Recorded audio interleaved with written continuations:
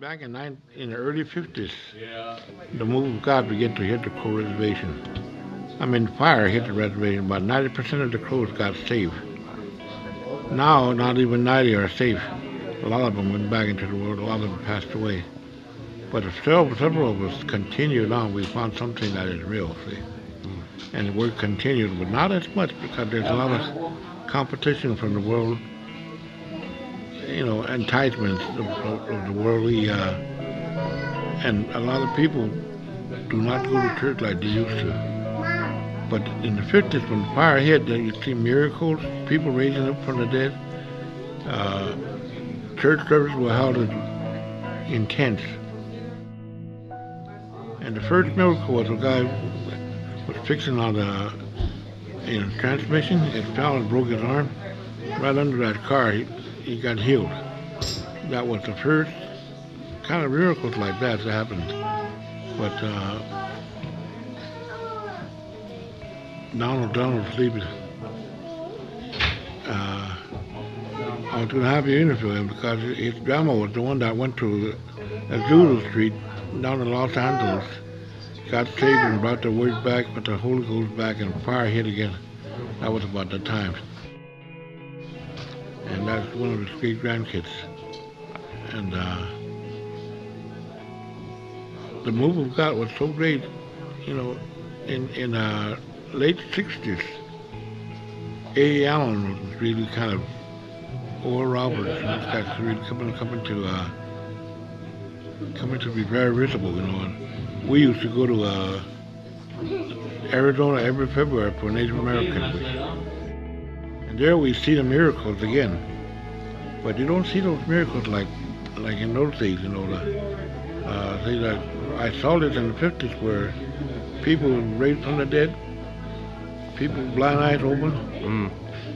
Then the Crow people, this is where the gospel was born. Native American Indians. And oh, come here.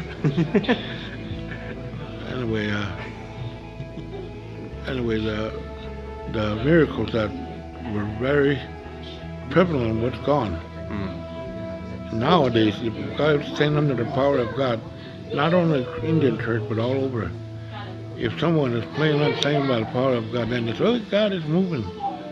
But the powerful move of God is just like a famine that's coming to the world.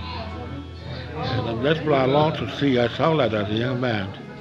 Miracles.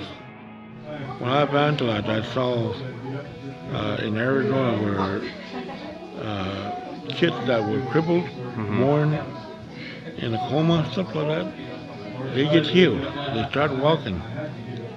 But all that is gone, see. And that's why I've continued this ministry, because I long to see those days again, the miracles. They're not even the white churches or the Indian churches. People are so, it seems like everything's so shallow anymore. The deep move of God, that's why we encourage the 21-day fast and prayer. That's what's going to change things. Prayer changes things. And I still long for that. I'm 70. I've been 54 years in the ministry. I still long for that, for those days, And this kid that was here, that football player, it attracts people, the young people. God don't attract them like they used to. You know that? People look for things that are tangible. And they want to see things that there's a football player here. My gosh, he's a Crow, he's a Cheyenne. He's one of us, But there's more to it in the gospel. And that's what I'm longing to see, is the move of God so great that things will change. The drug habits, the alcohol, and so forth. It's so prevalent that we lack so much, Even I don't go to church that much anymore. Oh, I go here, but I don't go to evangelistic parties.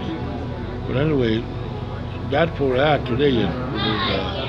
There's such a need. I'm looking forward to the next generation, your generation, Jeremy's generation, to see the move of God really pour out on our people again. Once, not only the Crow people, but the reservation, and the church world. But it's like the old days. The old days it used to be 2 feet of snow, 20 below zero weather. We haven't had that weather for a long time, but this year we have it, and I'm getting sick and tired of it.